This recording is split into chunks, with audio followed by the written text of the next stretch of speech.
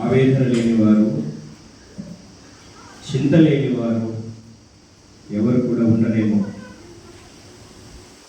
అయితే మనం ఎందుకు వేదన చెందుతున్నాం అని ఆలోచన చేస్తే మన వేదన వెనుక ఒక సమస్య ఉంది. ఆ సమస్య కొరకు మనము ఆలోచన చేస్తూ ఉంటాం, వేదన చెందుతూ ఉంటాం, అలాగే మనము దుఃఖపడుతూ ఉంటాం. ఎలాగైతే మనము సమస్యల్లో ఉన్నప్పుడు, కష్టాల్లో ఉన్నప్పుడు, ఇబ్బందుల్లో ఉన్నప్పుడు, పరిస్థితి మన చేయి దాటిపోయినప్పుడు మనం ఎలాగైతే మనకి ఇష్టమైన వారిని గురించి మనము ఆలోచన కలిగి వేదన చెందుతూ ఉంటామో, అలాగనే పరమ తండ్రి అయిన దేవుడు కూడా తన పిల్లలైన మన కొరకు వేదన చెందుతూ ఉన్నాడని వాక్యం సెలవిస్తుంది. ఏంటి దేవుని యొక్క ఆవేదన ఆలోచన చేస్తే, ఒకవేళ మనకున్నటువంటి ఆవేదన ఖచ్చితంగా మన కుటుంబం పట్లే ఉంటుంది.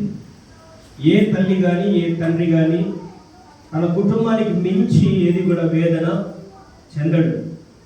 అయితే ఒక తల్లి అయినా తండ్రి అయినా హృదయంలో వేదన కలిగి ఉన్నాడు అంటే అది పక్క వాళ్ళ గురించి అయితే ఉండదు, కానీ తన కుటుంబం గురించే ఉంటుంది, తన పిల్లల గురించే ఉంటుంది. ఒకవేళ భార్య అయితే తన భర్తల గురించిన వేదన ఉంటుంది, తన పిల్లల గురించిన వేదన ఉంటుంది. అలాగే భర్త అయితే తన భార్యను గురించిన వేదన ఉంటుంది, తన పిల్లల గురించిన వేదన ఉంటుంది. తన కుటుంబాన్ని ఏ విధంగా ఎలాగున పోషించుకోవాలో, ఎలాగున ఈ సంసార జీవితాన్ని ముందుకు నెట్టుకొచ్చుకోవాలో, ఎలాగున నా కుటుంబాన్ని పోషించుకోవాలో, ఎలాగున నా ముందున్న అప్పుల్ని తీర్చుకోవాలో, ఎలాగున ఈ సమస్య నుండి నేను బయటికి రావాలో అన్న ఆలోచన, ఆ వేదన ప్రతి వ్యక్తి జీవితంలో కూడా ఉంటుంది. ఒకవేళ పైకి మనము ఏ చింత లేని వారికి కనపడుతూ ఉండొచ్చు, ఒకవేళ నవ్వుముఖం వేసుకొని ప్రజల ముందర మనం ఉండొచ్చునేమో, కానీ మన గుండె లోతుల్లో ఖచ్చితంగా ప్రతి వారి గుండెలో వేదన అనేది ఉంది. ఆ వేదన ఎవరి గురించైనా కావచ్చు, కానీ మనం వేదన చెందుతూ ఉంటాం. అయితే ప్రేమైన వారులారా, మనము ఎలాగైతే మన కుటుంబం గురించి మనం వేదన కలిగి ఉన్నామో, అలాగనే పరమ తండ్రి అయిన దేవుడు తన కుటుంబమైన మనందరి గురించి ఆయన వేదన కలిగి ఉన్నాడు. ఎవరు ఆయన కుటుంబం అంటే, భూమి మీద ఉన్నటువంటి ప్రతి మానవుడు కూడా ఆయన కుటుంబమే, ప్రతి మనిషి కూడా ఆయన కుటుంబమే.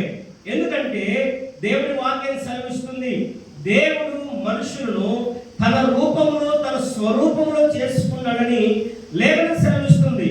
ఒకవేళ వ్యక్తి ఏ దేశానికి చెందిన వాడైనా, ఒకవేళ లోకంలో ఏ మతానికి చెందిన వాడైనా, ఏ భాష మాట్లాడేవాడైనా, ఆ వ్యక్తి ఏ కులానికి ఏ గోత్రానికి చెందిన వాళ్ళైనా సరే, కానీ ప్రతి మానవుడు కూడా దేవుని యొక్క కుమారుడే కుమార్తె, ప్రతి వ్యక్తి కూడా దేవుని కుటుంబమే.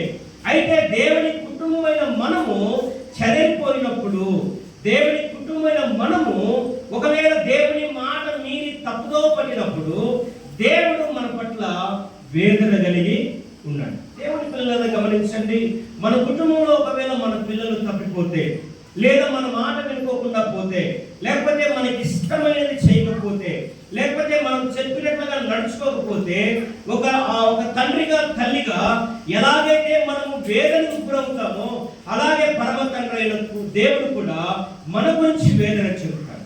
అసలు దేవునికి మన పట్ల ఉన్న ప్రణాళిక ఏంటి, దేవుడు మన పట్ల కలిగిన ఉద్దేశం ఏంటి అని ఆలోచన చేస్తే, దేవుడు 6 దినాలు కష్టపడటం గల కారణం ఏంటి తెలుసా? మనం కావాలని కోరుకున్నాడు గనుకనే 6 దినాలు ఆయన కష్టపడి ఈ సర్వ సృష్టమును ఆయన కలుగు చేసినట్లుగా మనం చూస్తున్నాం. ఆయన ఒకవేళ నీవు నేను కావాలని కోరుకోకపోతే ఆయన కష్టపడాల్సిన పని లేదు, ఈ సూర్య చంద్ర నక్షత్రాలు చేయాల్సిన పని లేదు, ఈ భూమండలాన్ని ఆయన చేయాల్సిన పని లేదు.